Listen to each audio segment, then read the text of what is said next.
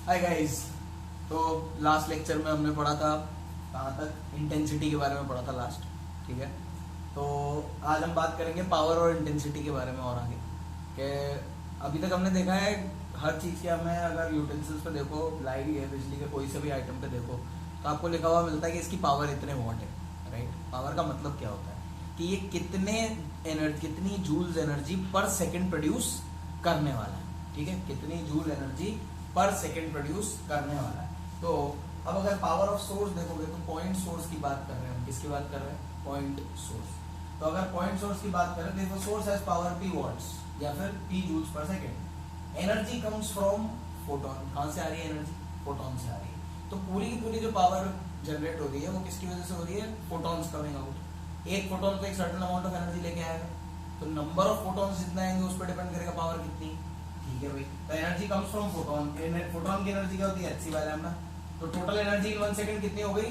n into hc by lambda. n का मतलब क्या है? नंबर ऑफ फोटॉन्स कमिंग पर second, coming out of the source पर सेकंड। ठीक है, तो n कितना हो गया? पावर अपॉन एनर्जी या फिर p lambda by hc।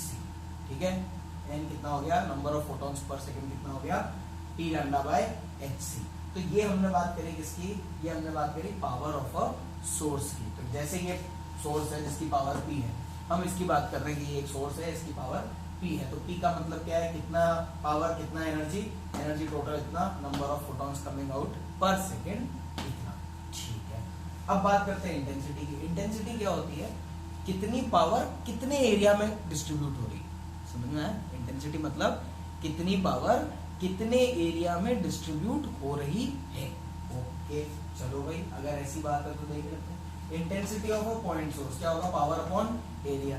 Power क्या है? जितनी एनर्जी निकाल रहा है वो पर सेकंड। ठीक है, पावर अपॉन एरिया, एरिया कितना हो गया? 4 पाई आर स्क्वायर। सर ये कहां से आया? यहां से आया है।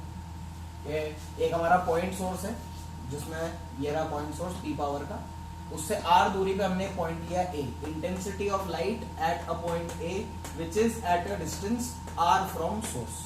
तो सोर्स से r डिस्टेंस पे पॉइंट A है, सोर्स की पावर P है, तो ये जो पावर है P, इसकी वजह से यहाँ इस पे इंटेंसिटी कितनी आ रही होगी इस जगह पे?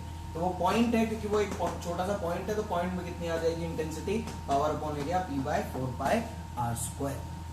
अब इसके बाद यहीं अगर इसकी जगह पे हम एक इंपॉर्टेंट बात ले लेते हैं कि मान लो ये जो ए पॉइंट है, ये पॉइंट नहीं होता, हम यहाँ प्लैनेट्स का डिस्कशन कर रहे होते, जैसे कि सन होता है यहाँ और अर्थ होता है यहाँ, और बोलते हैं कि सन से इतना एनर्जी निकलता है या इतना पावर निकलता है और अर्थ तक कितना पहुंच रहा है वो बताओ। तो वो कैसे बताते हम? यहाँ अर्थ का कुछ एरिया होता कि नहीं होता भाई? अब ये पावर जो है ये सर्कल में फैल रही है कि स्फीयर में फैल रही है? स्फीयर में फैल रही है, तीनों दिशाओं में पावर जा रही है, तो स्फेरिकल पावर है। इसलिए हमने क्या लिया कि जितना सरफेस एरिया में टोटल पावर फैल रही है, कितना टोटल सरफेस एरिया है? 4 पाई आर स्क्वायर। अब अगर यहाँ अर्थ का एक आर आ जाता आर ई, तो हम क्या लेते कि अर्थ का ये टोटल सरफेस एरिया है 4 पाई आर ई स्क्वायर, और उसमें भी आधे पे आ रही है लाइट, तो एनर्जी तो आधे पे गिर रही है, उस वाले साइड पे थोड़ी गिर रही है, तो उसका भी हाफ हमें कंसिडर करके यहाँ मल्टीप्लाई करना पड़ता। क्यों? क्योंकि ये इंटेंसिटी तो हमें एक पॉइंट पे कितनी आ रही है उसकी बता रहा है ना, है कि नहीं? इसकी बता रहा है एक पॉइंट पे कितनी आ रही है। तो अगर उसी की जगह आप एक एरिया लगा दोगे तो वहां पे आपको उस एरिया को यहाँ ऊपर मल्टीप्लाई करना पड़ेगा। ठीक है, समझ में आई बात? अब ये क्या है? Photon flux. फोटोन फ्लक्स मतलब कितने नंबर ऑफ फोटॉन्स गुजर रहे हैं उस एरिया से। तो नंबर ऑफ फोटॉन्स एमिटेड पर सेकंड डिवाइडेड बाय एरिया, जितने एरिया की आप बात कर रहे हो। अगर r दूरी की बात कर रहे हो तो 4 पाई आर स्क्वायर हो जाएगा, जो कि होगा n upon 4 pi r square. n हमने पहले ही निकाला था, n कितना होता है? Power by energy. यहाँ लिखेगा पावर बाय एनर्जी, एनर्जी हो गया hc बाय लैम्डा, और ये नीचे एरिया डिवाइड। तो ये हो गया आपका टोटल फोटोन फ्लक्स।